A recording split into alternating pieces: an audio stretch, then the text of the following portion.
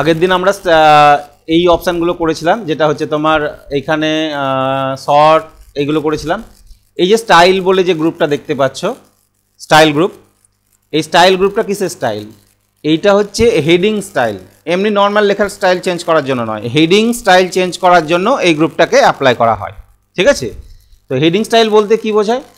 যখন আমরা কিছু লিখি এমএস ওয়ার্ডে, তুমি তো কোনো একটা ডকুমেন্ট টাইপ করছো, লিখছো, তো এইখানে একটা জিনিস দেখো, এটা হচ্ছে নর্মাল, সাধারণত আমরা যেটা থাকে নর্মালে ক্লিক করা থাকে। এই হেডিং স্টাইলের এই নিচে ক্লিক করলে অনেক রকমের স্টাইল তুমি এখানে দেখতে পাচ্ছ, দেখতে পাওয়া যাচ্ছে স্টাইলগুলো। কোনো একটা স্টাইল যদি নিয়ে নাও, ধর সাপোজ এই স্টাইলটা নিলাম, আমি ক্লিক করলাম, দেখো এবার লেখার সাইজটা বড় হয়ে গেল। আমি কম্পিউটার সম্বন্ধে লিখছি, কম্পিউটার লিখে এন্টার মারবো, এবার যে লিখবো তখন কিন্তু লেখার সাইজ অটোমেটিক্যালি কী হয়ে গেল? ছোট হয়ে গেল। অর্থাৎ ওই হেডিংটা দিয়ে আমি পরবর্তীতে ছোটো হাতে এইভাবে লিখতে পারবো, ছোটো করে লিখতে পারবো। আমাকে আলাদা করে লেখার সাইজ ছোটো করতে হবে না, স্টাইল ছোটো করতে হবে না। বই পড়তে গিয়ে দেখবে হেডিংগুলো বড় বড়ই থাকে, তাই না? তাহলে এই ডিজাইনটা তুমি এখানে করতে পারবে। তো হেডিং স্টাইল নেওয়ার জন্য হচ্ছে এইটা। সাপোজ হেডিং নিলে এবার এখানে আমি একটা কিছু লিখে আমি শর্টকাটে লিখে নিচ্ছি। কী ফাংশান ইউজ করতে হয় এখানে? র্যান্ড সমান চিহ্ন দিয়ে RAND first bracket open and close, এটাকে দিয়ে এন্টার মারলে তোমার 3টে প্যারাগ্রাফ বাই ডিফল্ট চলে আসে। ঠিক আছে? 3টে প্যারাগ্রাফ বাই ডিফল্ট চলে আসে, equal to Randy.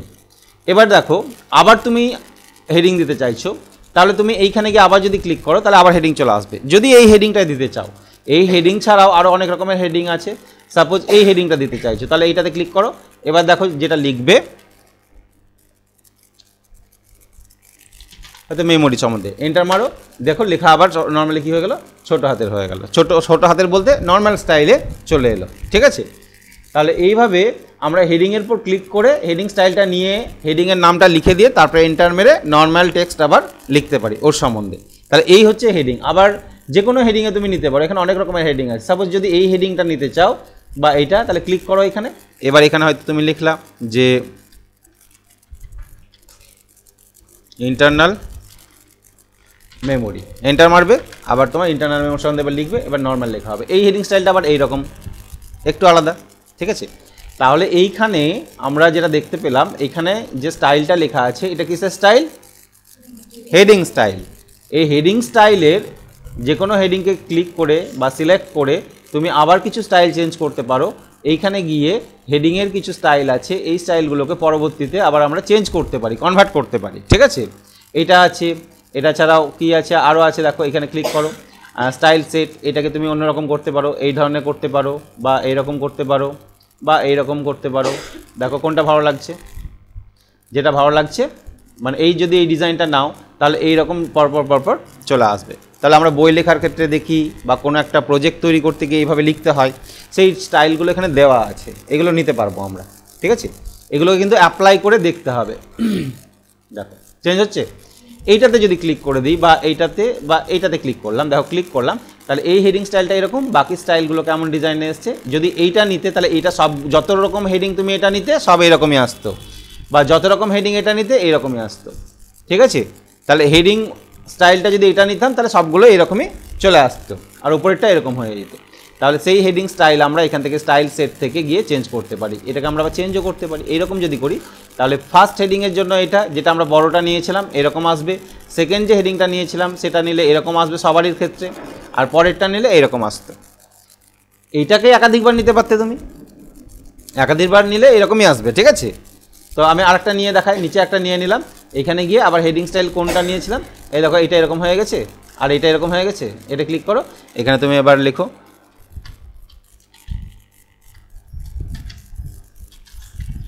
External memory, enter মারো, এই দেখো। তাহলে এই যে হেডিং স্টাইলটা আমি নিয়েছিলাম, এই হেডিং স্টাইলটা এরকম হয়ে গেছে। এনে লেখা আসবে না, লেখা লিখতে হবে। লেখাটা যেটা লিখলাম আমি ওটা কপি, এটাকে র্যান্ড লিখে, হ্যাঁ ওই লেখাটা কপি করেছিলাম আমি, এটাকে কপি করে রেখেছি। এটা কপি করা আছে, কপি করে পেস্ট করছি আমি। Ctrl+V টিপছি, দেখো Ctrl+V, দেখো কপি করে রেখে ওটাকে বারবার পেস্ট করছি, তাহলে চলে আসছে। এটাই বুঝতে পারলে? তা এইখানে এইটা তোমাদের প্রজেক্ট করার ক্ষেত্রে, কোনো ডকুমেন্টেশন তৈরি করার ক্ষেত্রে এইটা কাজে লাগতে পারে। তাছাড়া নর্মালি জেনারেলি আমাদের সেরকম কাজে লাগবে না। এটা জাস্ট একবার অ্যাপ্লাই করে দেখবে, এখানে স্টাইল আছে, স্টাইল সেট থেকে এই থিমগুলো চুজ করতে পারো, কোন থিমটা নিলে ভালো লাগবে সেই থিমগুলোকে চুজ করে নিতে পারো, ঠিক আছে। এইটা নেক্সট হচ্ছে কালার, এই কালারগুলো কিন্তু ওই স্টাইলেরই কালার, ওই যে এর কালার, হেডিং স্টাইল এর কালার চেঞ্জ হবে, ঠিক আছে, কালার ফন্ট এগুলো চেঞ্জ হবে, বুঝতে পারছো।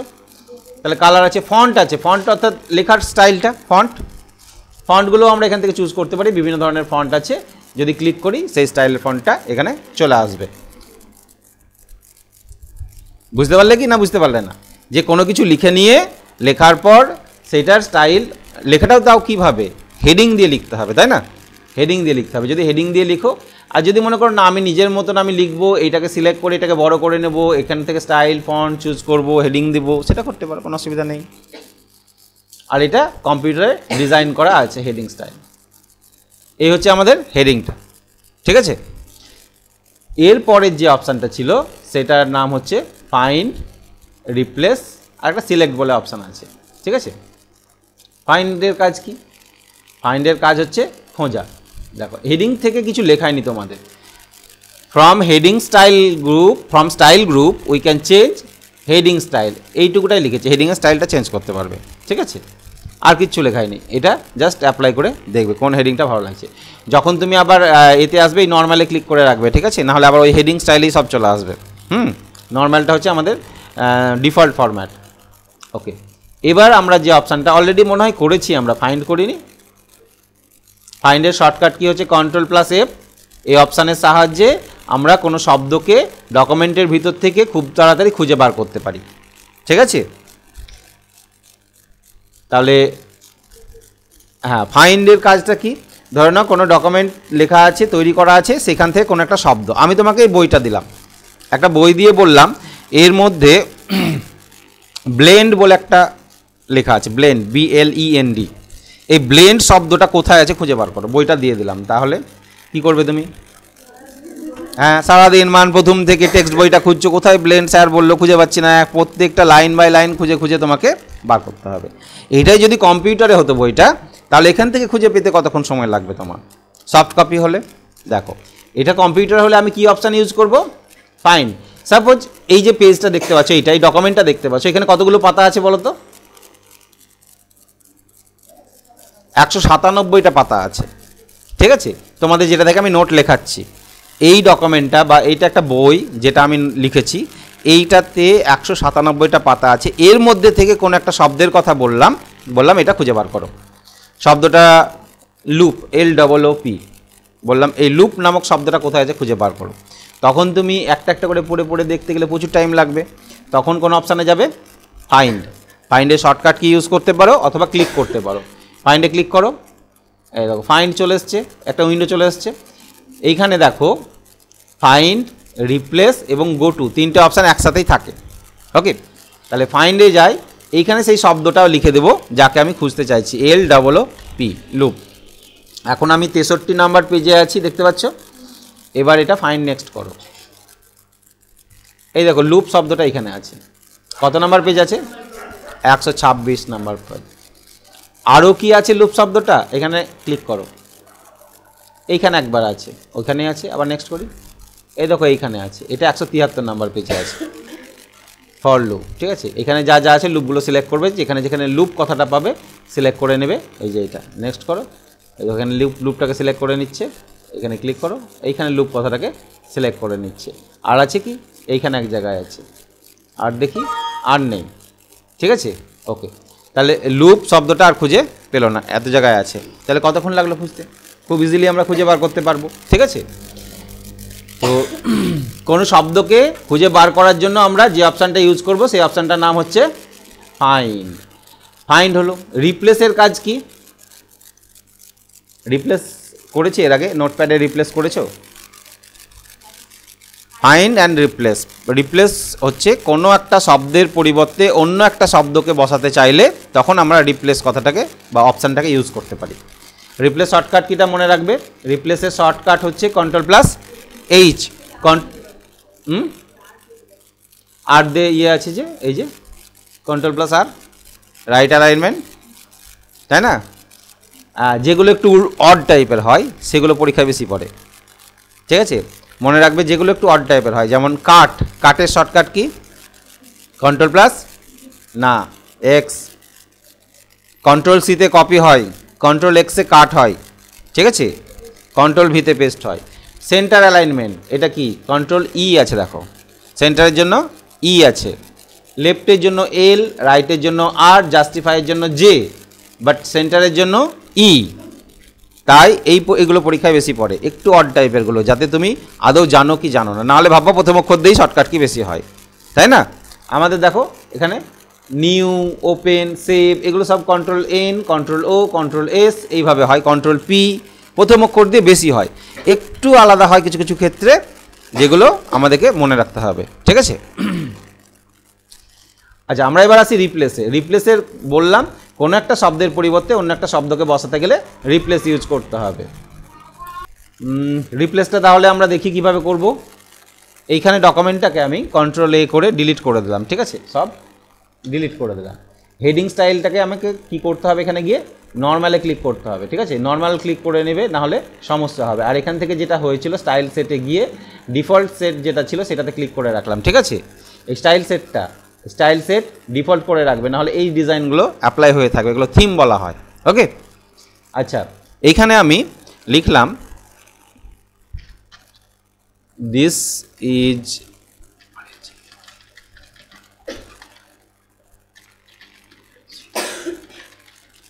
কম্পিউটার সেন্টার, কন্ট্রোল এ এটাকে বড় করে নিলাম, কন্ট্রোল সি, কন্ট্রোল ভি,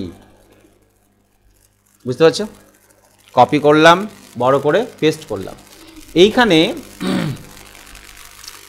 যেটা লেখা আছে this is Rajarampur youth computer training centre, এই যে বারবার তুমি রাজারামপুর লিখেছো, বললাম এটা রাজারামপুর হতো না, this is Baharampur youth computer training centre হবে। রাজারামপুরের জায়গায় বহরমপুর বসাও। কি করে বসাবে তখন তোমাকে কেটে কেটে বসাতে গেলে প্রচুর টাইম লাগবে। ডকুমেন্টে যত জায়গাতে রাজারামপুর ইউজ করেছো সব জায়গাতে কেটে কেটে তোমাকে বহরমপুর ইউজ করতে হবে বা বহরমপুর ইউজ করতে হবে। তখন যে অপশানটা যাবে সেটার নাম কি বললাম, রিপ্লেস। তাহলে রিপ্লেসের জন্য শর্টকাটে ইউজ করতে পারো কন্ট্রোল এইচ, অথবা এইখানে এই যে ড্রপ ডাউন আরোতে ক্লিক করে দেখো ফাইন্ড আছে, গো টু আছে, রিপ্লেস কোথাও লেখা আছে নাই, তাহলে ফাইন্ডের পর ক্লিক করলেই রিপ্লেস পেয়ে যাবো, তাই না। ফাইন্ডের পর ক্লিক করো, রিপ্লেসটা কোথায় পাবো, এই মধ্যেরটাই, এগুলোকে ট্যাব বলা হয়। তার find tab, replace tab, go to tab, ঠিক আছে। আমাদের যেমন হোম ট্যাব, ইনসার্ট ট্যাব এগুলো আছে, এরকম এটা। তাহলে রিপ্লেস ট্যাবে চলে যাব, দুটো ঘর পাবে, find hot and replace with. কোন ঘরে কি বসবে বলো,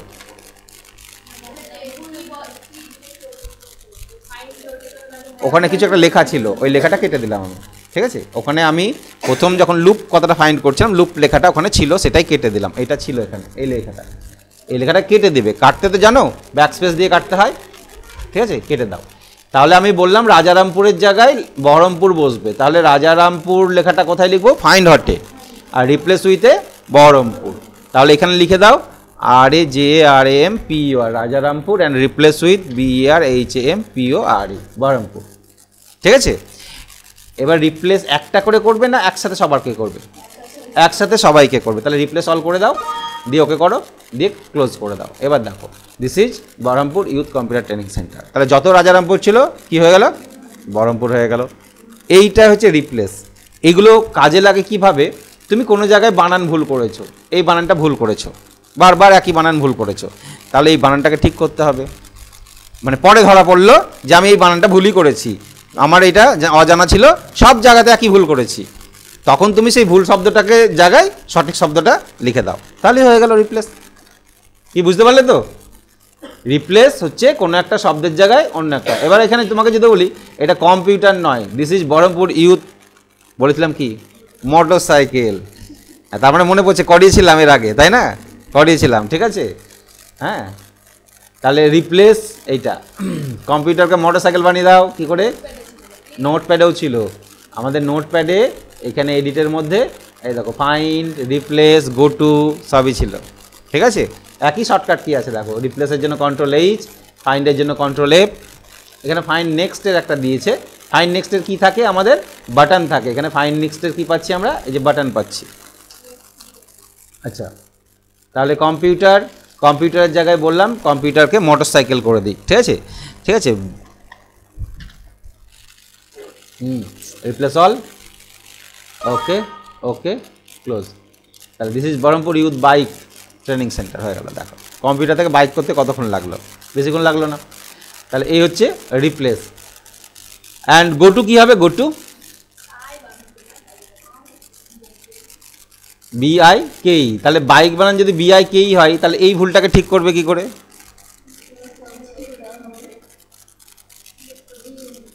রিপ্লেসে যাও, দিয়ে এটা ভুল, এইটাকে সার্চ করবে, এটার জায়গায় বসবে কে? এটা বসবে, তাই তো? রিপ্লেস অল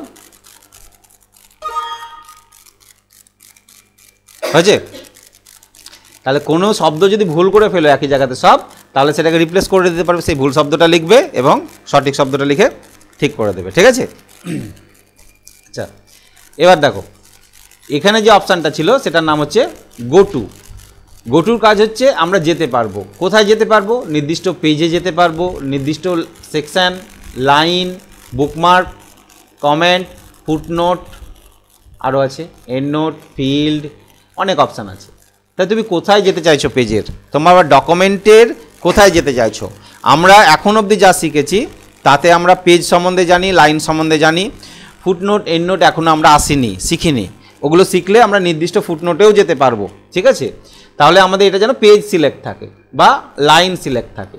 এটার মানে হচ্ছে তোমার ডকুমেন্টে অনেকগুলো পেজ আছে। এখানে দেখো আমার এখানে 197টা পেজ আছে। তোমাকে বললাম ডাইরেক্টলি লাস্ট পেজে যাও, 197 নাম্বার পেজে যাও, ওখানে গিয়ে দেখো তো কী লেখা আছে। এখান থেকে পাতাটাকে উঠাতে যেতে প্রচুর টাইম লাগবে, স্ক্রল করে যেতে। তা ডাইরেক্টলি যাবো কী করে? Ctrl+G। তাহলে এখানে আমার লাইন সিলেক্ট করা আছে, কী নিব আমি? পেজ। কত নাম্বার পেজে যাব? এন্টার পেজ নাম্বার 197, দিয়ে এন্টার মারো বা গো টুতে ক্লিক করো। দেখো this is the last page, এটা হচ্ছে 197 পেজ, এর নিচে আর নেই, ঠিক আছে।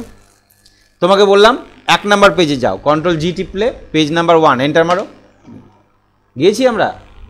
দেখো এইটা হচ্ছে 1 নাম্বার পেজ, যেটা আমাদের স্টার্টিং ক্লাস করেছিলাম তোমাদের। আমি কত নাম্বার পেজে ছিলাম? 63, এন্টার। লাইন ব্যাপারটা কি? লাইন হচ্ছে এখানে তো অনেকগুলো লাইন আছে, একটা পেজে 4-5টা করে লাইন আছে, এরকম 197টা পেজে কতগুলো লাইন আছে। তুমি কত নাম্বার লাইনে যেতে চাইছো সেই লাইনটাকে যদি সিলেক্ট করে নাও দিয়ে এবং লাইন নাম্বারটা যদি এখানে লিখে দাও, তাহলে সেই নাম্বার লাইনে গিয়ে কার্সারটা দাঁড়িয়ে যাবে। আমি বললাম 500 নাম্বার লাইনে যেতে চাইছি, এন্টার মারো। এই দেখো এইটা হচ্ছে 500 নাম্বার লাইন, যেখানে কার্সারটা দাঁড়িয়েছে ক্লিপবোর্ডের ওখানে, মানে পেজ নাম্বার 54। লাইন প্রচুর আছে। আমার এই ডকুমেন্টে 8184টা শব্দ আছে, এখানে ক্লিক করে দেখো। পেজ আছে 197টা, 8184টা শব্দ আছে উইথ স্পেস, মানে স্পেস ছাড়া এতগুলো শব্দ আছে। ক্যারেক্টার, মানে ক্যারেক্টার বলতে এক একটা অক্ষরকে বলছে ক্যারেক্টার স্পেস বাদ দিয়ে আছে এতটা, স্পেস ধরলে এতগুলো আছে। প্যারাগ্রাফ আছে এতটা এবং লাইন আছে এতটা। লাইন কত আছে? 2520টা। তাহলে এই ডিটেলসটা পেলাম কি করে আমি? হ্যাঁ, এইখানে যে ওয়ার্ড লেখা আছে না, ওয়ার্ড এইটাকে এইখানে পেজ নাম্বার এখানে ক্লিক করলে তোমার দেখো এখানে যদি ক্লিক করি এই গো টু পেজটা চলে আসে ডাইরেক্টলি, যেটা আমরা ওইখান থেকে নিয়ে আসছিলাম। এবং পাশের যে অপশানটা আছে এটাতে ক্লিক করলে ওয়ার্ড কাউন্ট বলা হয়। এখান থেকে তোমার ওয়ার্ড কাউন্টের যত অপশান আছে তুমি দেখে নেবে, তোমার ডকুমেন্টে কতগুলো পেজ আছে, কতগুলো শব্দ আছে, কতগুলো লাইন আছে, কতগুলো প্যারাগ্রাফ আছে, সব পেয়ে যাবে, ঠিক আছে, যে ডকুমেন্টটা টাইপ করছো। দেখে নিই এইটাতে, এই যে এইটা এখানে তো কিছু লেখা আছে তাই না? এইটার ওয়ার্ড কাউন্টে যাও, পেজ কটা আছে, কতগুলো শব্দ আছে, কতগুলো অক্ষর আছে? 507 উইদাউট স্পেস বাদ দিয়ে। স্পেস যদি নাও তাহলে এটা 85টা হবে। এই যে স্পেস আছে না মাঝে মাঝে একটা স্পেস। প্যারাগ্রাফ কতগুলো হচ্ছে? 13টা, কারণ প্রত্যেকটা ইন্টার মেরে লেখা হয়েছে। এবং লাইনও হয়ে গেছে 13টা, অর্থাৎ এক একটা প্যারাগ্রাফে আমরা একটা করে লাইন লিখেছি, ঠিক আছে। এইটা তাহলে টোটাল তুমি এটা পেয়ে যাবে এইখানে ক্লিক করলে ওয়ার্ড কাউন্ট অপশানে। ওকে, তাহলে গো টু হচ্ছে কত নাম্বার লাইনে যেতে চাইছি বা কত নাম্বার পেজে যেতে চাইছি সেটা আমরা ইউজ করব গো টু অপশান থেকে। তাহলে গো টু আমরা কি করি, এখানে আমরা কত নাম্বার পেজে ছিলাম? Ctrl+G, page number 63, go to close.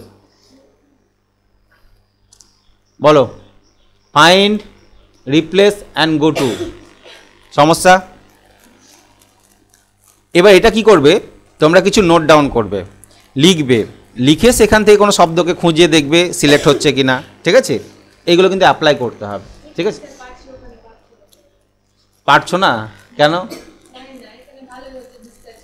ওখানে বুঝছো না। তোমরা যখন প্র্যাকটিস করো তখন ল্যাবে কে থাকে? রাখি থাকে? থাকে তো। তো তুমি যখন পাচ্ছ না তাহলে বলো যে আমি এই অপশানটা কী করে ব্যবহার করবো, বুঝতে পারছি না বা এই জায়গাটা হচ্ছে না, বলতে হবে, মুখে কথা বলতে হবে। সব সময় তো আমি থাকি না, ঠিক আছে। এবার তোমরা যখন প্র্যাকটিস করো, ও যখন থাকে ওকে জিজ্ঞেস করে নাও, ঠিক আছে। ও যদি বোঝাতে না পারে তখন তুমি অন্যদিন আমাকে বলবা, যখন আমি থাকবো অ্যাভেলেবেল তখন আমাকে বলো যে স্যার এই জায়গাটা আমি বুঝতে পারিনি, ঠিক আছে, তাহলে আমি দেখিয়ে দেবো। কিন্তু শেখার জায়গাটাকে ঠিক রাখবে তোমরা। তোমরা নিজের জায়গাটাকে যেখানে শিখতে পারছো না, জায়গাটাকে পাচ্ছি না আমি, সেই জায়গাটা অবশ্যই যেচে শিখে নেবে। বা এমন হতে পারে তোমাদের মধ্যে থেকে কেউ পাচ্ছে, আরেকজন পাচ্ছে না, যে পাচ্ছে সে দেখিয়ে দাও। সুবিধা কি? সুবিধা হচ্ছে একটাই, শিক্ষা এমন একটা জিনিস যেটা দিলে কমে না, বাড়ে, ঠিক আছে। অন্য জিনিস তোমার থেকে দিয়ে দেবা, কমে দিতে পারে, ঠিক আছে।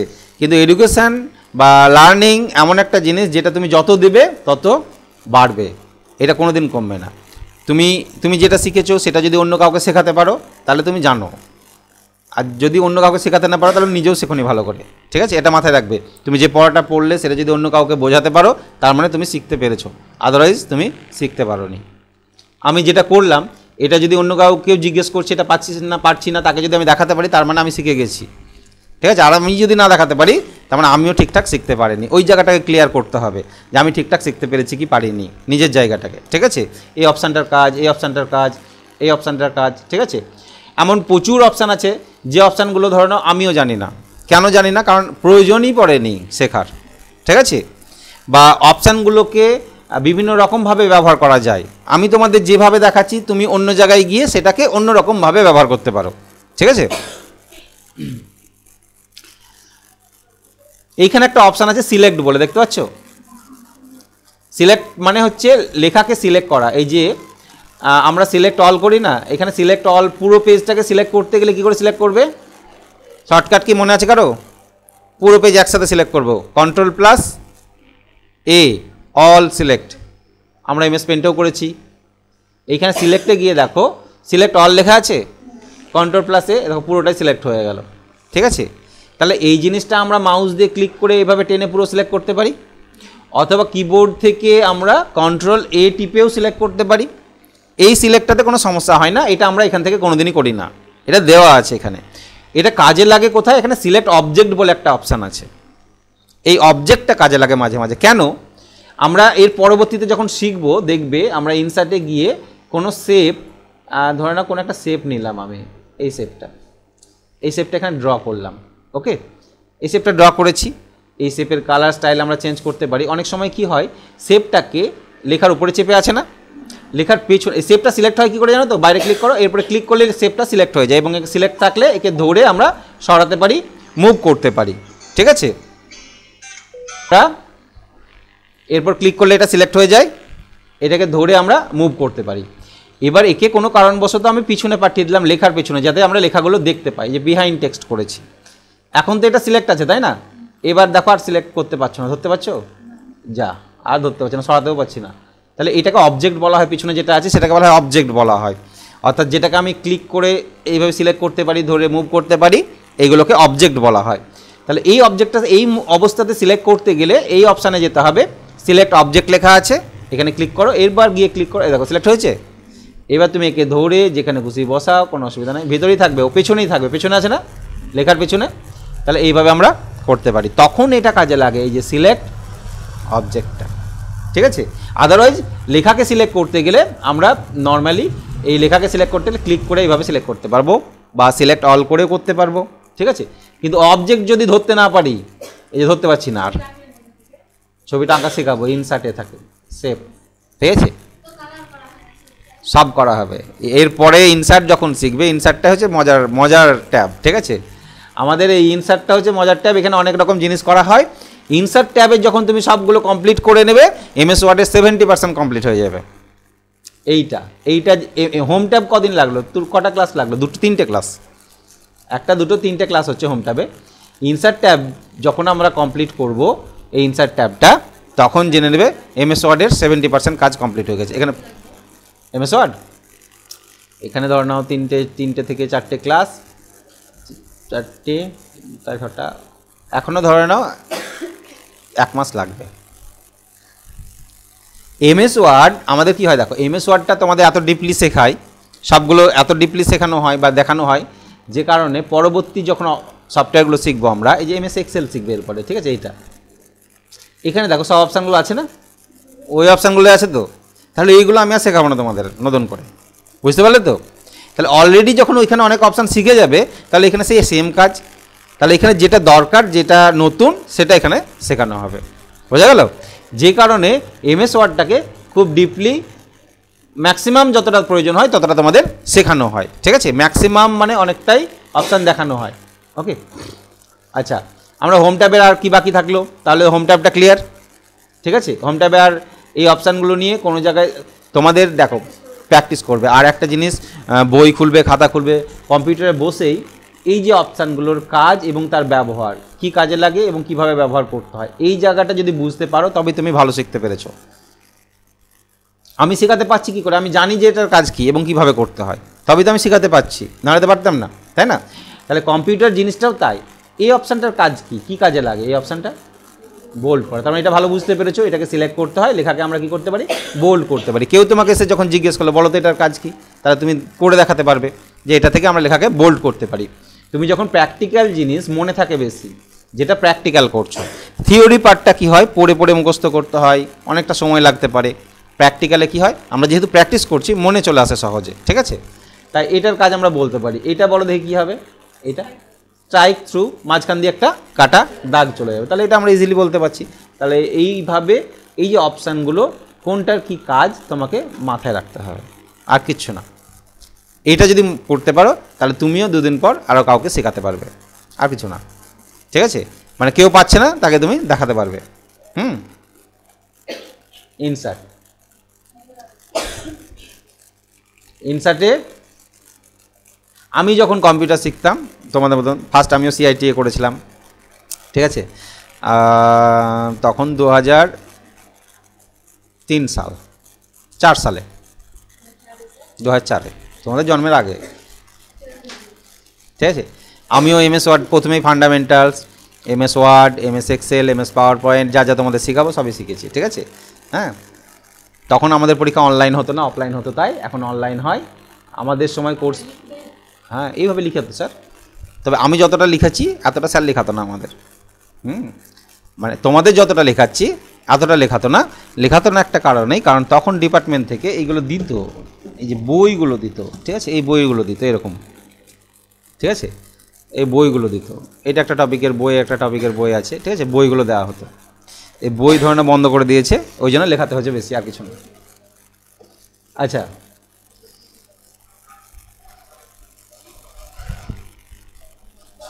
এবার আমরা ডাইরেক্টলি চলে আসবো কোন ট্যাবে, ইনসার্ট ট্যাব। ইনসার্ট ট্যাবের মধ্যে থেকে দেখে নাও, ইনসার্ট ট্যাবে অনেকগুলো অপশান আছে, এর মধ্যে থেকে ফার্স্ট আমরা পেজ গ্রুপ বলে, যে পেজেস যে গ্রুপটা আছে, এই গ্রুপের মধ্যে 3টে option, cover page, blank page, page break, এটা সম্বন্ধে আমরা জেনে নিই, ঠিক আছে? দেখো, পেজেস গ্রুপ মানে পেজ নিয়ে কাজ। আমরা এমএস ওয়ার্ড খুললে, এই যে এমএস ওয়ার্ড যখন খুলো তোমাদেরকে কতগুলো পেজ দেয়, কটা পেজ দিয়েছে, একটা পেজ দিয়েছে। এবার তুমি এখানে লেখা শুরু করলে, লেখা শেষ না হওয়া পর্যন্ত কি আর পেজ পাবে? লেখা শেষ হয় দিয়ে আবার একটা পেজ চলে আসে, কিন্তু আমি এখানে কিছুটা লিখলাম, RAND, কি লিখলাম দেখতে পাচ্ছি না, হ্যাঁ লিখেছি, ঠিক আছে, প্রথম বন্ধনী ওপেন অ্যান্ড ক্লোজ, ঠিক আছে? আচ্ছা, তোমাদের যেটা বলি, এই ইকুয়াল টু RAND এই ফাংশানটা লিখলে, এন্টার মারলে এখানে 3টে প্যারাগ্রাফ চলে আসে, এইবার শিখে গেলে, ঠিক আছে? আর একবার দেখেন, আরও কিছু অনেক অপশান আছে এটা সম্বন্ধে। ভিতরে যদি 5 লিখো, এই ফার্স্ট ব্র্যাকেটের মধ্যে কি লিখলাম, 5, কার্সারটাকে শেষে নিয়ে আসবে, এই লাস্টে যেন থাকে কার্সারটা, ঠিক আছে? এবার এন্টার মারো, কতগুলো প্যারাগ্রাফ এসছে এবার দেখো তো, ছোট করি, 1টা 2টো 3টে 4টে 5টা, তাহলে র্যান লিখে ভিতরে যত সংখ্যা দিবে ততগুলো প্যারাগ্রাফ চলে আসবে, বোঝা গেল? 100 লিখো, কার্সারটাকে নিচে এন্টার মারো, 100টা প্যারাগ্রাফ আসবে। তুমি ছোট করো পেজটাকে, দাও। বোঝা গেল? বোঝা গেল ব্যাপারটা? র্যান্ড। আচ্ছা, র্যান্ডের সাথে আরেকটা জিনিস ইউজ হয়, একটা প্যারাগ্রাফে কটা করে লাইন আসছে? 1 2 3 4, 1 2 3 4, 4টে করে লাইন আসছে, ঠিক আছে? এইখানে আরেকটা জিনিস অ্যাপ্লাই করা যায়, ঠিক আছে? দেখি পারছি কি না। আমি 1,10 লিখলাম, ঠিক আছে? 1,10, এবার এন্টার মারি। তার মানে একটাই প্যারাগ্রাফ, কটা লাইন আছে? 10টা লাইন আছে এই প্যারাগ্রাফে। বোঝা গেল? আন্ডু। এবার আমি এখানে 3,10, ঠিক আছে? তার মানে কতগুলো প্যারাগ্রাফ আছে? 3টে প্যারাগ্রাফ আছে, অ্যাপ্রক্স 10টা করে লাইন প্যারাগ্রাফে থাকবে, 10টা করে। তাহলে এটা অ্যাপ্লাই করতে পারবে। বোঝা গেল? এটা বেশি আছে, অ্যাপ্রক্স থাকবে, ঠিক আছে? 10টার বেশি আছে কিনা দেখি। 1 2 3 4 5 6 7 8 9 10 11 12, ঠিক আছে? 12টা হয়েছে। অ্যাপ্রক্স 10টার মানে কাছাকাছি ওই ইয়েগুলো থাকবে, মানে ওই কী বলে, সেন্টেন্সগুলো। একটা বাক্য দিয়ে মনে হয় সম্ভবত, দেখি এখানে। আচ্ছা, এটাকে আমি একটা অ্যাপ্লাই করে দেখি, এখানে 1 দিয়ে করে দেখি, ঠিক আছে? কি করলাম? 1 করলাম, ঠিক আছে? এবার এটাকে এন্টার মারি, কন্ট্রোল এ যে জাস্টিফাই। এখানে জাস্ট এখানে কিছু আছে, নিচে অনেক কিছু আছে, ডিলিট করি। এখানে যায়, কটা লাইন দিচ্ছে গো? 12টা লাইন দিয়ে দিচ্ছে। প্যারাগ্রাফ একটাই, 12টা করেই লাইন দিচ্ছে, ঠিক আছে? এখানে 3, 1 2 3, ওই লাস্টের এটা চলে আসছে এক্সট্রা, ঠিক আছে? 1টা 2টো 3টে। আচ্ছা, এবার বুঝতে পারলাম। 3টে করে বাক্য সেন্টেন্স, ঠিক আছে? 3টে সেন্টেন্স আছে এখানে, কিন্তু 3টে লাইনের ব্যাপারটা নাই, ঠিক আছে? কতগুলো আছে? সেন্টেন্স। এই সেন্টেন্সটা শুরু হয়েছে এখান থেকে, শেষ হচ্ছে কোথায় গিয়ে? ডকুমেন্টে গিয়ে শেষ হলো একটা। এটা শুরু হচ্ছে, শেষ হচ্ছে গিয়ে ব্লকসে 2টো, এবং এইটা এখানে গিয়ে শেষ হচ্ছে, ঠিক আছে? তাই যেহেতু সেন্টেন্সগুলো কতগুলো দিচ্ছে তার অনুযায়ী লাইনগুলো বেড়ে যাচ্ছে, ঠিক আছে? বুঝতে পেরেছো তো? 10টা দিচ্ছি, 10টা সেন্টেন্স দিচ্ছে, তার জন্য 12টা লাইন চলে আসছে আমার। তাহলে এইভাবে আমরা ইউজ করতে পারো, ঠিক আছে? এই যে এইটা ভিতরে, আর যদি কিছু না লিখো, নর্মালি যদি কিছু না লিখি, তাহলে কি হবে? 3টে করে সেন্টেন্স আসে, আর 3টে করে প্যারাগ্রাফও আসবে, ঠিক আছে? 3টে করে প্যারাগ্রাফ আসবে, এইটা হচ্ছে ডিফল্ট। তাহলে এইটা একটা হলো। র্যান্ডের ভিতরে আমরা আর কি ইউজ করতে পারলাম? র্যান্ডের ভিতরে আমরা একটা জিনিস ইউজ করতে পারছি, কতগুলো, এটা হচ্ছে ফার্স্ট কতগুলো প্যারাগ্রাফ থাকবে, এবং কমা দিয়ে প্যারাগ্রাফে কতগুলো বাক্য থাকবে, ঠিক আছে? সেটা আমরা এইভাবে লিখে দিতে পারি। ওকে, প্যারাগ্রাফের সংখ্যাটা আমি বাড়িয়ে 2 করলাম, ঠিক আছে? এবং 5টা করে বাক্য থাকবে একটা প্যারাগ্রাফে, তাহলে এইভাবে চলে আসবে। ওকে, এটা করবে। নেক্সট আরেকটা জিনিস হয়, ran.old না old.ran, দেখি ran.old বলে একটা আছে, OLD, ওল্ড ফাংশন। ওল্ড বলতে এটা আগে ইউজ হতো, ডটটা এসছে, ran.old, এন্টার। হ্যাঁ, এটা ছিল আগেকার ফাংশন, আগে আমরা এটা ইউজ করতাম। এইখানে একটা বাক্য লেখা আছে, দেখো কি বাক্যটা লেখা আছে? The quick brown Fox jumps over the lazy dog. এই যে বাক্যটা দেখতে পাচ্ছ, এই বাক্যটার মধ্যে না স্পেস টেস্ট সব আছে। এই বাক্যটার মধ্যে ইংরেজি A to Z সব লেটারগুলো আছে। দেখো কোন লেটারটা নাই? A B C D E F G H কোনটা নেই দেখো তো, বলো। A খোঁজো আছে কিনা?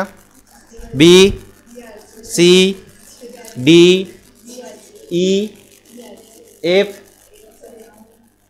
তারপরে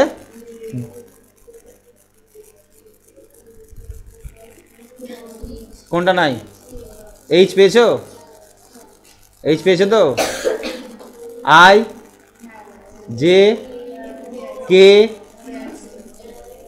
L M N O P Q R S T U V W, কোথায় ডাব্লিউ, এই দেখো, এক্স, ওয়াই, জেড। ঠিক আছে, এই একটা বাক্য, the quick brown Fox jump over the lazy dog, যার মধ্যে ইংরেজি A to Z সব অক্ষরগুলো আছে। ঠিক আছে, হ্যাঁ,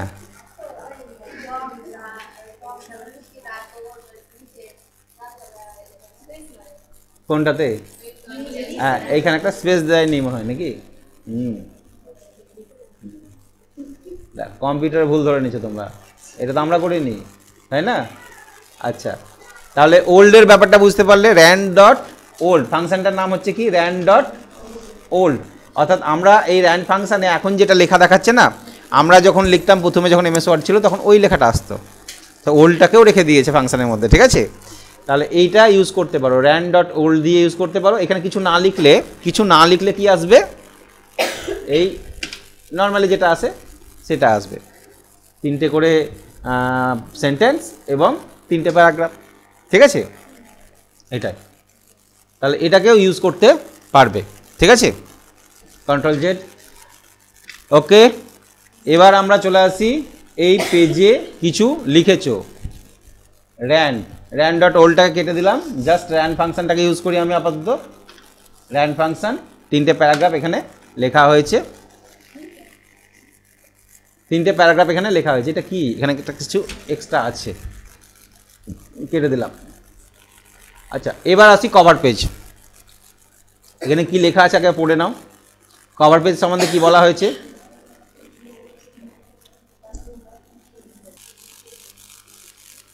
কি লেখা আছে পেজ ব্রেক? যে এটার সাহায্যে আমরা একটা প্রি ডিজাইন পেজ ডকুমেন্টের কভার পেজ হিসাবে নিতে পারি।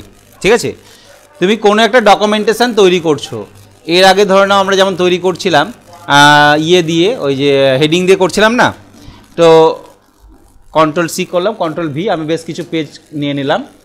এখানে দেখো কতগুলো পেজ হলো আমার, এখানে 4টে পেজ হয়েছে, তাই না?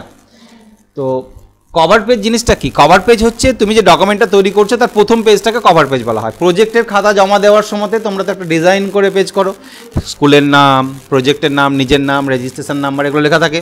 তাহলে এইটা যেমন যে বই, তার কভার পেজটাতে একটা ডিজাইন আছে, ভিতরে কন্টেন্টগুলো এবার কীভাবে সাজানো আছে সেটা ডকুমেন্টে তুমি যেভাবে সাজাবে সেটা হচ্ছে সাজানো। তো এই কভার পেজটা তুমি নিজে তৈরি করবে না কোম্পানির কাছ থেকে ধার নেবে, সেটা হচ্ছে ব্যাপার।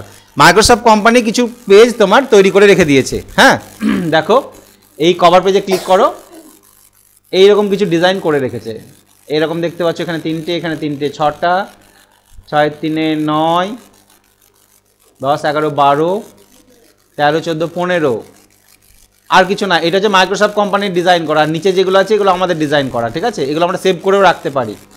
তো মাইক্রোসফট কোম্পানি যে কভার পেজের ডিজাইনগুলো দিয়েছে, এর মধ্যে থেকে কোনো একটা পেজ তুমি এক্সট্রা নিতে পারো, যেটা রেডিমেড। একে কিছু কাস্টমাইজ করে নেবে, তাহলেই হবে। আর যদি মনে করো না এগুলো ভালো লাগছে না, আমি নিজের ইচ্ছা মতন ডিজাইন করব, তাহলে নিজের ইচ্ছা মতন তুমি চুজ করে নেবে। ঠিক আছে, শিখে যাবে ডিজাইন করা, এই ইনসার্ট ট্যাবের মধ্যে থেকেই শিখে যাবে। তাহলে আমি এখানে ক্লিক করলাম একটা কভার পেজ, তাহলে দেখো একটা পেজ এক্সট্রা চলে এলো। এখন কতগুলো পেজ হয়ে গেল আমার? 5টা। একটা এক্সট্রা পেজ চলে এলো, যেটা একদম কোথায় এলো? প্রথমে এলো, মানে ফার্স্ট পেজ প্রিন্ট আউট, তারপরে এটা পরপর সাজানো থাকবে। তো এই পেজটা এবার তুমি এখানে কী সম্বন্ধে লিখছো সেটার নাম দিয়ে দাও। ঠিক আছে, সেই প্রজেক্টের নাম দিয়ে দাও, ডেট দিয়ে দাও, বা সাল দিয়ে দাও, যে কবে তৈরি করেছো সালটা দিয়ে দাও। এখানে তোমার টাইটেল, ডেসক্রিপশান এগুলো দিয়ে দিতে পারবে। যদি এই ছবিটা পছন্দ না হয়, আমরা এই ছবি চেঞ্জও করে দিতে পারবো। ঠিক আছে, এগুলো শিখে যাবে যে MS ওয়ার্ড যখন শিখবে, এখানে পিকচারে আসবো, ছবি কী করে চেঞ্জ করতে হয়, আমরা চেঞ্জ পিকচারে গিয়ে এই ছবির জায়গায় অন্য একটা ছবিকে আমরা বসিয়ে দিতে পারবো আমাদের প্রজেক্টে। ঠিক আছে, কোনো একটা ছবি ধরে নাও প্রজেক্টে আমি যেটা বসাতে চাইছি, এই ছবিটা বসাতে চাইছি। ঠিক আছে, আমি ইনসার্ট করলাম, তাহলে সেই ছবিটা ওখানে বসে গেল, ওর জায়গায় অন্য একটা ছবি। কম্পিউটারে থাকতে হবে, না হলে নিতে হবে, এনি হাউ ডাউনলোড করে নিতে পারি আমরা। সেই ছবিটাকে তুলে মোবাইলে তুলে এনে কম্পিউটারে ঢোকাতে হবে। ঠিক আছে, হ্যাঁ, কম্পিউটারে থাকতে হবে, কম্পিউটার কিভাবে থাকবে, কিভাবে ঢোকাবে, সেগুলো বিভিন্ন উপায় আছে। আমরা কি করি, অনেক সময় প্রজেক্টের জন্য অনেক ছবি কোথা থেকে নিই, অনলাইন থেকে ডাউনলোড করি না, গুগলে গিয়ে সার্চ করি ইমেজ বলে, সেই ইমেজগুলো ডাউনলোড করে মোবাইলে চলে আসে। তাহলে কম্পিউটারে তোমাকে সার্চ করে নিতে হবে। এবার তোমার মোবাইলে আছে, মোবাইল থেকে কম্পিউটারে কি করে নেবে, সেগুলো বিভিন্ন মাধ্যম আছে। তার দিয়ে নিতে পারো কানেক্ট করে, না হলে সরাসরি ইমেল করে দিতে পারো কোনো একটা, সেই ইমেলটা ওখানে খুলে নিতে পারো। ঠিক আছে, আমরা ম্যাক্সিমাম কী করি বলো তো, কোনো ডকুমেন্ট যখন কম্পিউটারে নেওয়ার দরকার হয়, হোয়াটসঅ্যাপ খুলি কম্পিউটারে। মোবাইলে তো হোয়াটসঅ্যাপ আছে, কম্পিউটারে হোয়াটসঅ্যাপ খোলা যায়। ঠিক আছে, কম্পিউটারে যখন হোয়াটসঅ্যাপ খুলি, সেই হোয়াটসঅ্যাপে কাউকে পাঠিয়ে দিয়ে ওখান থেকে ডাউনলোড করা হয়। নেট থাকলে এটা করা যায়। দেখো, আমরা মোবাইলে যেমন হোয়াটসঅ্যাপ খুলছি এখান থেকে,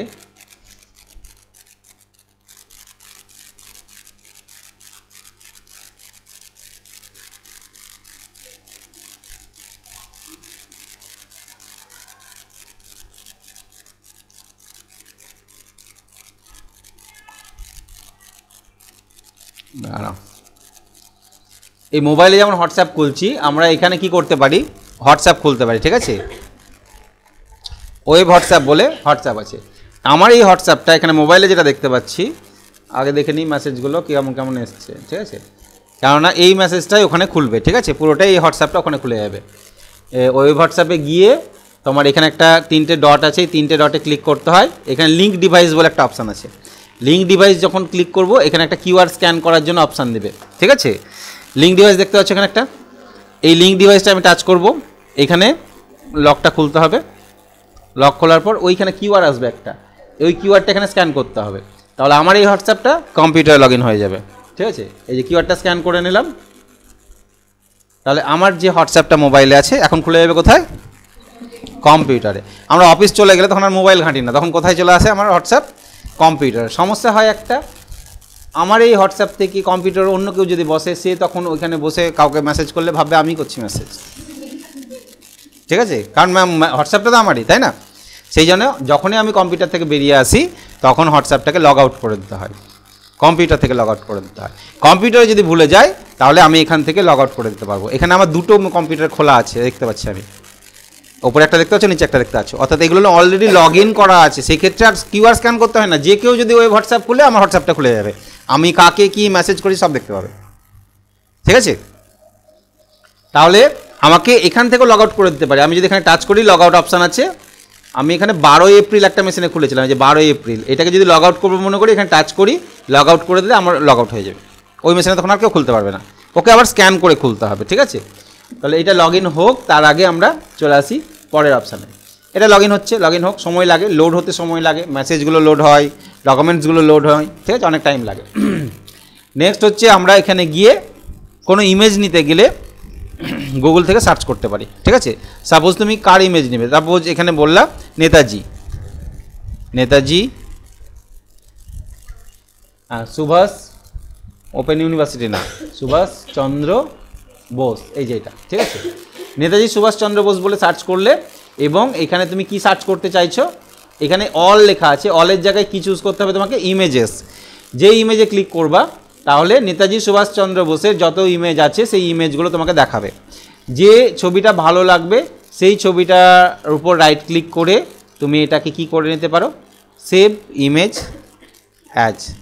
দেখতে পাচ্ছ তো, এটা রাইট ক্লিক করে এই ছোট কোয়ালিটি কি হবে, এটা ডাউনলোড হবে, কিন্তু ছোট হবে। ঠিক আছে, এগুলোকে প্রপার সাইট আছে, কিছু কিছু সাইট থেকে ডাউনলোড করলে সেখানে কোয়ালিটি ভালো পাওয়া যায় এবং বড় ছবি হয়। এগুলো ডাইরেক্টলি আমরা ডাউনলোড করতে পারি।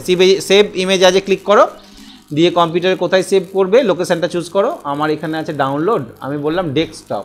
ডেস্কটপ কোথায় আছে গো, এই যে ডেস্কটপের উপরে কোনো একটা ছবির ফোল্ডার নিয়ে নাও। ছবি কোথায় রাখবো, ছবি কোনো একটা ফোল্ডার তৈরি করে নাও, নিউ ফোল্ডার দিয়ে নাম দিয়ে দাও, এই যেটার নাম picture, PICTURE, picture. Double click করে এটাকে খুলে দাও, এইখানে সেভ হবে, সেভ। তাহলে ওইখানে ছবিটা সেভ হয়ে গেল। ঠিক আছে, তাহলে কোনো ছবি যখন নিতে চাইবে, এই ছবিটার উপর যদি ক্লিক করো, তাহলে কি হয়, এই একটা যে সাইট থেকে দিয়েছে সেই সাইটটা এখানে খুলে যায়, সেখানে গিয়ে আলাদাভাবে ভিজিট করতে পারো তুমি। ঠিক আছে, তো আমি সেই সাইট থেকে নিতে পারি বা এখান থেকেও নিতে পারি, রাইট ক্লিক করে ছবিটাকে সেভ ইমেজ অ্যাজ করে আমরা নিয়ে নিতে পারি। এই ছবিগুলোর কোয়ালিটি ভালো হয় না, কিন্তু ছবিগুলো কাজে লাগবে, ছোটোখাটো ক্ষেত্রে কাজে লাগবে, ঠিক আছে। রাইট ক্লিক করে আমরা ডাইরেক্টলি সেভ ইমেজ অ্যাজে ক্লিক করব, লোকেশান বাই ডিফল্ট এটা চুজ হয়েই আছে, সেভ করে নেব। তাহলে যে ছবি দরকার তুমি ডাইরেক্টলি এখান থেকে কি করতে পারবে, সেভ করে নিতে পারবে। তাহলে এই জিনিসগুলো তো মোবাইল যারা ইউজ করো আশা করি জানো কী করে ছবি ডাউনলোড করতে হয়, ঠিক আছে।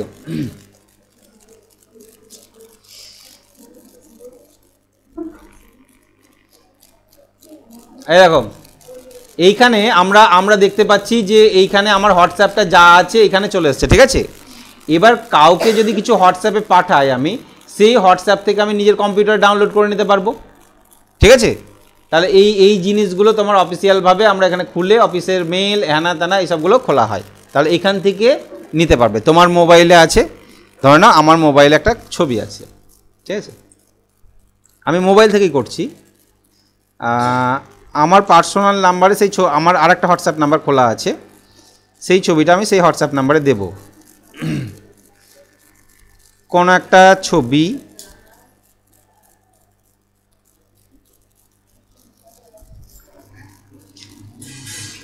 এই ছবিটা আমার দরকার, ঠিক আছে, যে ছবিটা আমি নিলাম সেই ছবিটা আমার দরকার, মানে মোবাইল থেকে আমি কম্পিউটার কি করে নেব। আমি কি করলাম, আমার হোয়াটসঅ্যাপ একটা নাম্বার, যে হোয়াটসঅ্যাপ নাম্বারে ছবিটা আমি পাঠাচ্ছি, অন্য কাউকে পাঠাতে পারো, আমার একটা পার্সোনাল হোয়াটসঅ্যাপ নাম্বার আছে, সেই নাম্বার আমি পাঠালাম, তাহলে সেই ছবিটা ওখানে দেখবা আমি ওকে পাঠালাম, সেটা চলে আসবে।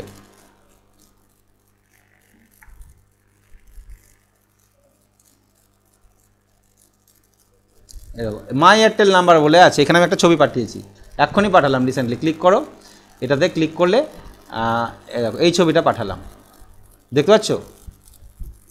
এই ছবিটা এবার যদি ডাউনলোড করার থাকে তাহলে এখান থেকে ক্লিক করে এখান থেকে আমি কি করতে পারবো, ডাউনলোড। তাহলে আমার কম্পিউটারে ঢুকে গেল ছবিটা, আমি তো এখানে পাঠালাম হোয়াটসঅ্যাপে ছবিটা, ওকে। তো এইরকম যদি আমি কোনো স্টুডেন্টকে পাঠাই বা কোনো বন্ধুকে পাঠাই বা কোনো বান্ধবীকে পাঠাই, ঠিক আছে, তাহলে কি হবে, সেই ছবিটা আমরা কি করতে পারবো, এইখান থেকেও ডাউনলোড করে নিতে পারবো, ঠিক আছে। ওকে, এটাকে এবার এখান থেকে কি করতে হয়, এখানে টাচ করে এখানে 3টে ডটে ক্লিক করে কি করে দিতে হবে, লগ আউট করে দিতে হবে, অবশ্যই লগ আউট। কম্পিউটার থেকে লগ আউট করে দিবে, কম্পিউটার থেকে ভুলে গেলে মোবাইল থেকে লগ আউট করতে হয়, ঠিক আছে। না হলে কী হবে, এটা যদি খোলা থাকে যে কেউ এসে মেসেজ করলে ভাববে যে আমি মেসেজ করছি।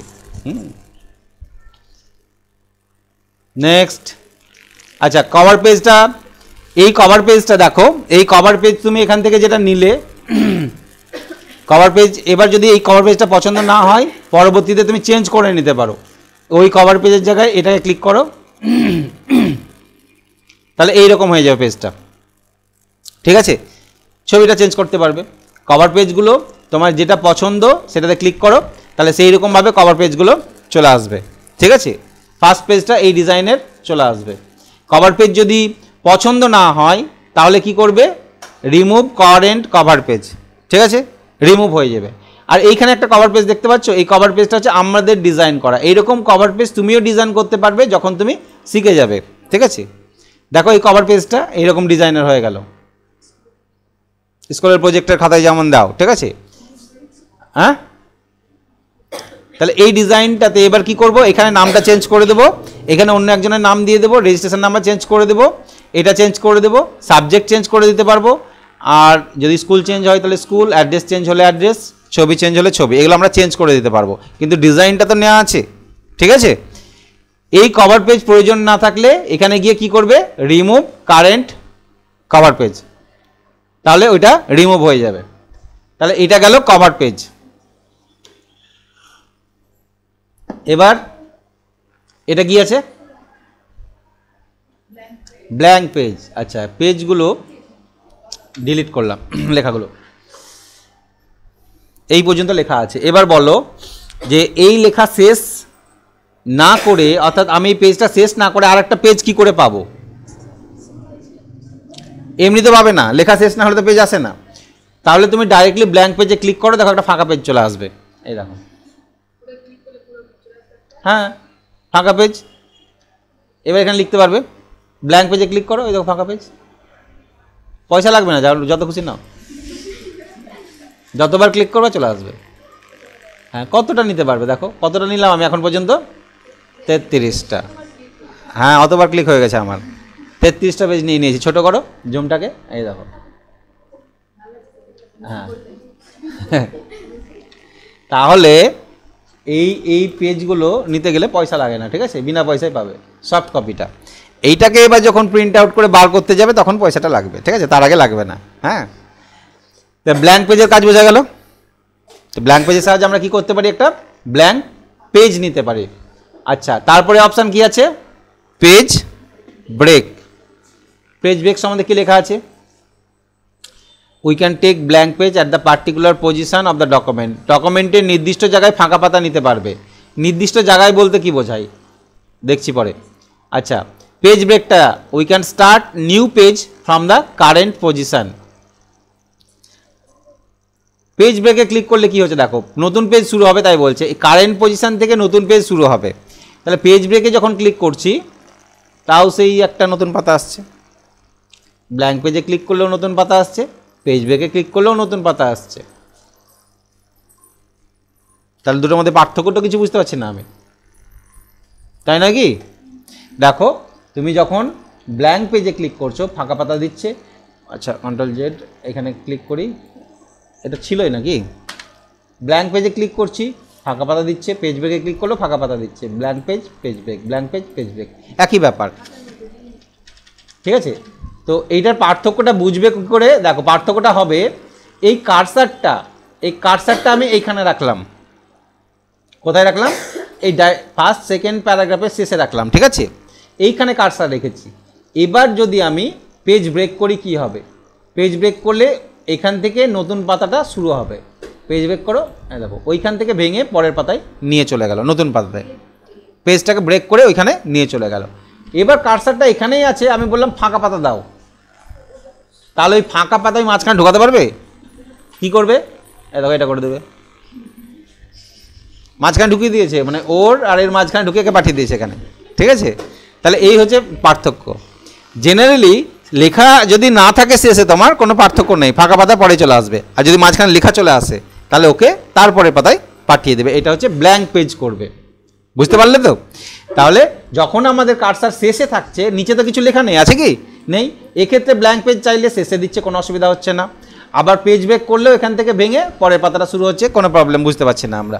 যে কারণে ব্ল্যাঙ্ক পেজ এবং পেজ ব্রেকের পার্থক্য এমনি বুঝতে পারবে না, যখন লেখার মধ্যে কার্সার থাকবে তখনই বুঝতে পারবে। অর্থাৎ কার্সারটা যদি এইখানে থাকে তবেই বুঝতে পারবে, ঠিক আছে। তোমাকে যদি বলা হয়, আচ্ছা তুমি এরকম লিখেছো, তো বললাম এইগুলো, এই প্রথম পাতাটা ফাঁকা করো, একে পরের পাতায় নিয়ে চলে যাও, দিয়ে এটা ফাঁকা পাতা রাখো, কি করবে বলো? কি করে ব্রেক করবে? এখান থেকে ব্রেক করবে না এখান থেকে ব্রেক করবে? কার্সারটাকে প্রথমে রাখবে, দিয়ে পেজটাকে ব্রেক করে দাও, তাহলে এদিকে চলে গেল। ব্রেক না করে যদি ব্ল্যাঙ্ক পেজ চাইতাম একই হতো না। ব্ল্যাঙ্ক পেজ এর আগে চাইছি, তার মানে একে আমাকে পরে পাঠিয়ে দিয়ে এখানে আগে দিয়ে দেবে, ঠিক আছে। কিন্তু ভুলবশত মাঝখানে যদি রেখে দাও, মাঝখানে রেখে দিলে ব্ল্যাঙ্ক পেজ করলে এরকম হবে, আর পেজ ব্রেক করলে এরকম হবে, ঠিক আছে। এইটা তাহলে এই তিনটে অপশান নিয়ে তোমাদের সমস্যা কিছু আছে কিনা দেখে নাও। Cover, blank, page break. হ্যাঁ, কভার পেজের ডিজাইন করা শিখবো আমরা আস্তে আস্তে। এই অপশানগুলো যখন শিখে যাবো না, এখানে ওয়ার্ড আর্ট অনেক রকম স্টাইল আছে, শিখে যাব, তখন আমরা নিজেই কভার পেজ করতে পারবো। অর্থাৎ ইনসার্ট ট্যাবটা যদি শিখে যাও, সবগুলো অপশান নিজেই কভার পেজের ডিজাইন করতে পারবে নিজের মতন করে। তোমরা প্রজেক্টে জমা দিবে, নিজে ডিজাইন করবে, ঠিক আছে। কোনো মানে কোনো সেন্টার থেকে বা কোনো দোকান থেকে তাদের ডিজাইন করা পেজ নিয়ে লাভ না, নিজে কম্পিউটারে বসে নিজে ডিজাইন করবে, সেটাকে প্রিন্ট আউট করে নেবে, ঠিক আছে। প্রিন্ট আউট কীভাবে করবে? তার জন্য প্রিন্টার মেশিন লাগবে, ঠিক আছে। প্রিন্টার মেশিন ছাড়া তো প্রিন্ট আউট হবে না। প্রিন্ট আউট করতে পয়সা লাগবে, ডিজাইন করবে নিজের মতন করে, ঠিক আছে। কালার প্রিন্টার হয় আর ব্ল্যাক অ্যান্ড হোয়াইট হয়। কালার প্রিন্টারে খরচাটা একটু বেশি হয়, ব্ল্যাক অ্যান্ড হোয়াইটে একটু কম। নেক্সট, এই অপশানটার জাস্ট একটু অপশান তোমাদের আমি দেখাবো, ঠিক আছে। এই টেবিল অপশানটা, টেবিল অপশানের কিন্তু অনেক ডিটেলসে আছে, একটা ক্লাস পুরো টেবিল অপশানে যায় কাছাকাছি, ঠিক আছে। হ্যাঁ হ্যাঁ, মার্কশিটই তো। আচ্ছা, এইটার নাম কি? টেবিল। এখন টেবিলের কাজ কি না, তো we can insert a table on the page, পাতার উপর টেবিল বসাতে পারবে, এই পাতার উপরে কি বসাতে পারবে, টেবিল বসাতে পারবে। তো টেবিলটা তৈরি হয় কি দিয়ে, কি দিয়ে টেবিল তৈরি হয়, কার্ড দিয়ে, কিন্তু এখানে টেবিল তৈরি হয় কি দিয়ে, রো এবং কলম দিয়ে, রো অ্যান্ড কলম। হ্যাঁ, রো কোনগুলো, এইখানে টেবিল একটা নিই, ক্লিক করো, দেখো এরকম ছকছক ঘরগুলো দেখতে পাচ্ছ, এটা নিলাম, এইটাকে টেবিল বলছে। তাহলে এখানে রো কোনগুলো, এইরকমভাবে হরাইজন্টালি যেটা দেখতে পাচ্ছ পুরো একটা রো, ঠিক আছে। আর এইরকমভাবে কলম যে বাড়ি তুলি আমরা, কলম খাড়া হয়ে থাকে ভার্টিক্যালি, এইটা হচ্ছে একটা কলম। তাহলে এই টেবিলটাতে কটা রো কটা কলম আছে বলো,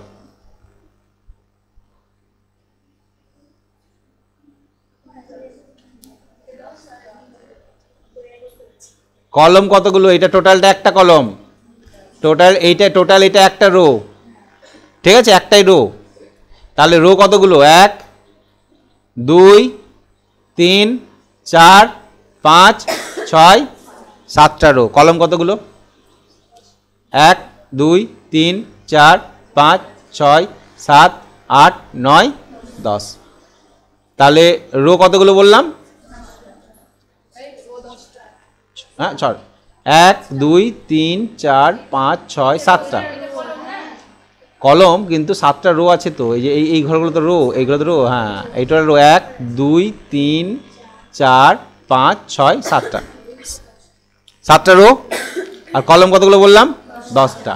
এই ঘরগুলো রো এবং কলমের সমন্বয়ে তৈরি হয়, অর্থাৎ ইন্টারসেকশন অফ রো অ্যান্ড কলম, যেখানে গিয়ে মিলিত হচ্ছে ওদের, সেই জায়গাটা হচ্ছে তোমার রো অ্যান্ড এই সেল বলা হয়, এই ঘরগুলোকে কি বলা হয়, সেল। তাহলে এখানে এই টেবিলটাতে কতগুলো সেল আছে, কতগুলো সেল আছে এই টেবিলটাতে, 70টা, রো ইন্টু কলম, রো ইন্টু কলম, এতগুলো সেল আছে। এইরকম টেবিল বা ছক যদি তোমার কোথাও প্রয়োজন হয় কম্পিউটারে ডকুমেন্টেশনে, তাহলে এইগুলো তুমি নিতে পারবে। হ্যাঁ, এবং এর ভিতরে কিছু কি করতে পারবে, লিখতে পারবে, এর ভিতরে লেখা যাবে। শুধুই কি মার্কশিটে লাগে, আরও অনেক জায়গাতে লাগে ওইরকম টেবিল টাইপের জিনিস, ঠিক আছে। হ্যাঁ, তোমাকে বললো এই জিনিসটা তৈরি করতে হবে, এখানে দেখো আমার কাছে একটা দেখতে পাচ্ছ হাতে, তাহলে একটা টেবিল আছে তো, একটা রো কলম আলাদাভাবে আছে। তাহলে এরকম ডিজাইন যদি করতে চাও তোমাকে কিন্তু টেবিল লাগবেই, ঠিক আছে।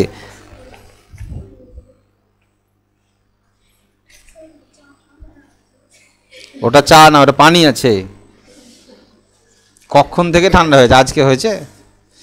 এইরকম যদি একটা ছক করতে চাও, এইটা এই টেবিলটাতে বলো কতগুলো রো কতগুলো কলম হয়েছে আছে, রো বাদ দাও, কলম কটা আছে, 4টে কলম আছে তাই না, হ্যাঁ 4টে কলম আছে, রো অনেকগুলো আছে, 4টে কলম আছে, ঠিক আছে। তাহলে এইরকম ডিজাইন করতে গেলে অবশ্যই তোমাকে যে জিনিসটা লাগবে এই টেবিলটা লাগবে, ঠিক আছে। আচ্ছা, এই টেবিলের তোমরা যেটা করবে, এইখানে একটা জিনিস দেখতে পাচ্ছ, একটা মার্কশিটের ডিজাইন দেখতে পাচ্ছ, বলো এই মার্কশিটটাতে কতগুলো রো কতগুলো কলম আছে,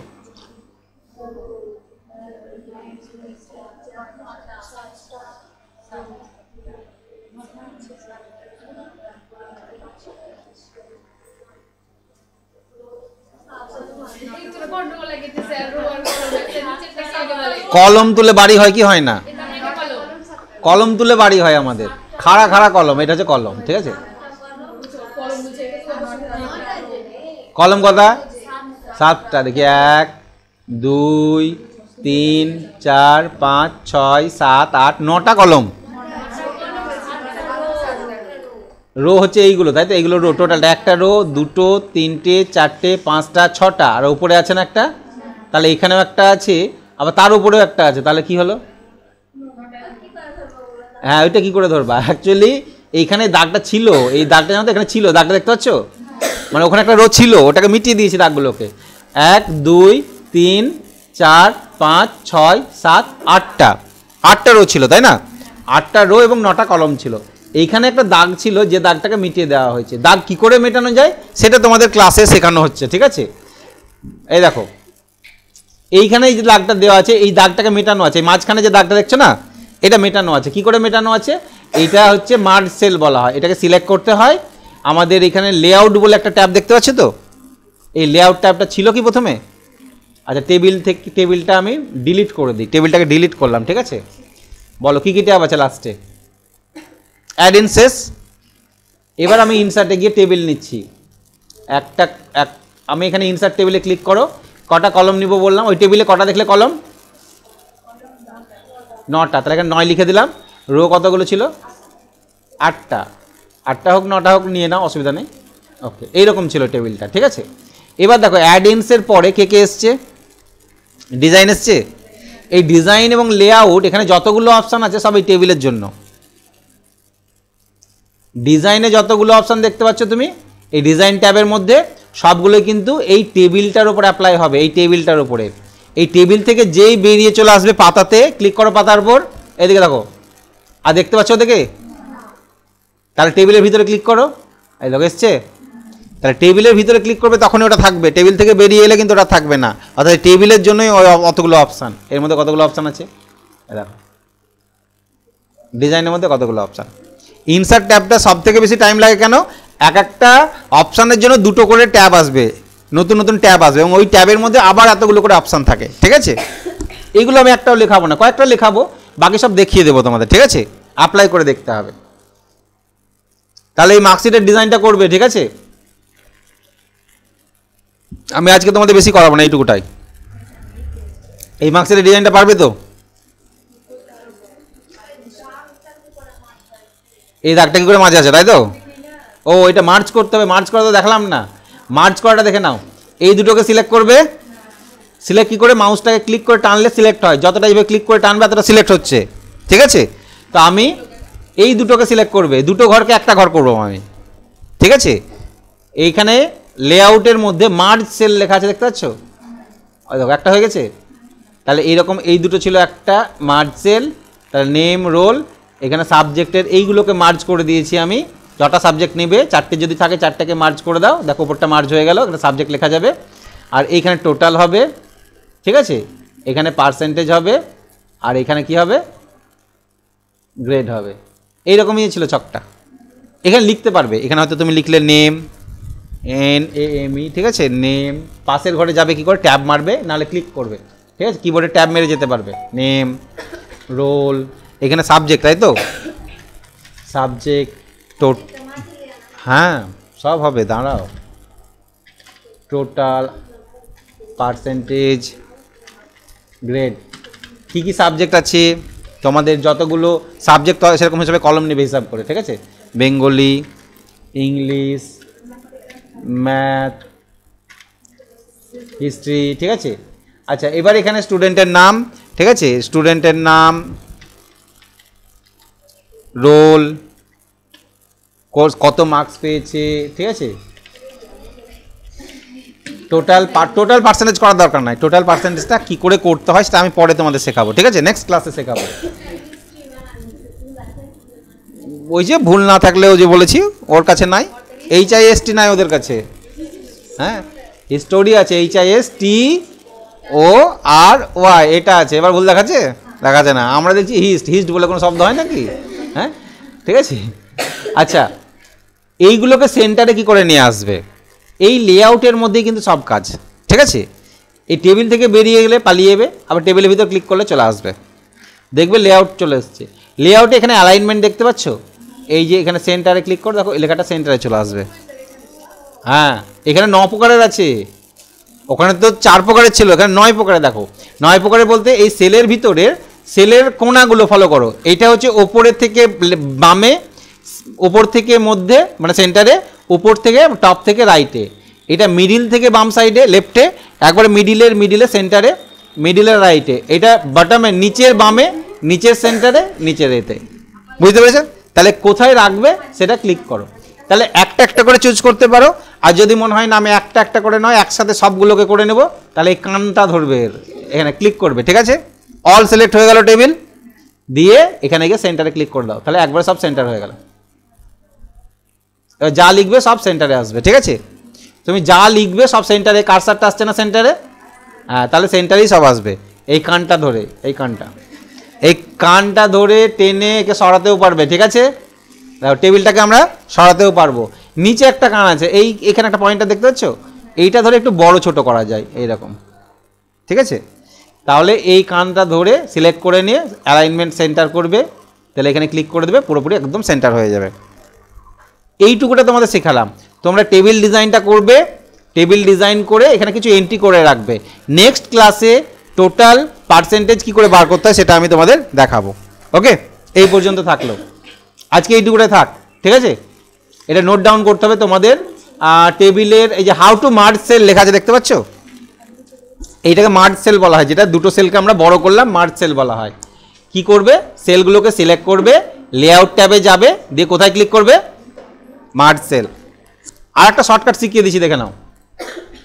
তুমি যতগুলো সেলকে মার্জ করবে, সাপোজ তুমি এই সেলগুলোকে মার্জ করবে, এতটাকে একটা করবে, সে এবার সিলেক্ট করলে তো লেআউটে গিয়ে এখানে ক্লিক করতে হয়েছিল, এইটার পর রাইট ক্লিক করবে মাউসে, সিলেক্ট করার পর মাউসে রাইট ক্লিক করো, দেখো এখানে মার্জ সেল লেখা আছে, ক্লিক করো, দেখো মার্জ হয়ে যাবে। তাহলে সিলেক্ট করবে, রাইট ক্লিক করবে, মার্জ সেল হয়ে গেল। এটা শর্টকাট, আরও শর্টকাটে পেয়ে গেলে, তাই না? তাহলে যেটা সুবিধা হবে সেটাতে করবে, যেটা সুবিধা হবে সেটাতে করবে। আচ্ছা, তাহলে স্টপ করলাম, ঠিক আছে?